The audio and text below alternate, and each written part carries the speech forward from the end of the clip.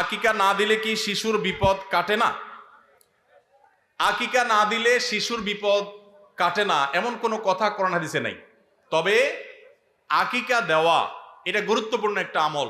আল্লাহ কাউকে পুত্র সন্তান দান করলে 2টি ছাগল, আর কন্যা সন্তান দান করলে 1টি ছাগল জবে করা, এটা নবীজি সাল্লাল্লাহু আলাইহি সাল্লামের সুন্নাহ। এটা জন্মের 7ম দিনে, না হলে 14তম দিনে, না হলে 21তম দিনে করবেন। সেটাও যদি কোনো কারণে না হয় পরে যে কোনো সময় করলেও আদায় হয়ে যাবে। এমনকি কারো শিশুকালে যদি আকিকা দেওয়া না হয়, বড় হওয়ার পরে তার আকিকা দিলেও আদায় হয়ে যাবে। এই আকিকা এটা না দিলে যে বিপদ কাটে না এরকম কোনো কথা নাই। তবে হ্যাঁ, বিভিন্ন হাদিসে নবী সাল্লাল্লাহু আলাইহি সাল্লাম বলেছেন, কুল্লু গুলামিন মুরতাহানুন বিআকিকাতিহি, বাচ্চার এটা আকিকার উপরে সে অনেকটা ডিপেন্ডেন্ট থাকে। এই হাদিসের ব্যাখ্যা অনেক মুহাদ্দিসরা বলেছেন, আকিকা না দিলে, আকিকা দেওয়ার ফলে সে বিভিন্ন ক্ষয়ক্ষতি থেকে বেঁচে থাকতো। অনেকে বলেছেন শয়তানের কুমন্ত্রণা থেকে বেঁচে থাকে আকিকার মাধ্যমে, এটা থেকে সে আর বাঁচতে পারে না, ওই ক্ষতি তাকে স্পর্শ করার সম্ভাবনা থাকে। তবে কেউ আকিকা দিতে পারলো না, অন্য কোনো আমল করলো তার সন্তানের জন্য, আল্লাহ তাআলা তাকে সেভ করতে পারেন।